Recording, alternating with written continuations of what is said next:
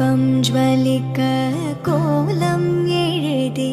மங்கள வாழ்த்து சேர்ந்து வர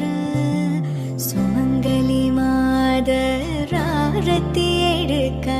மனவரை காணும் சுபதின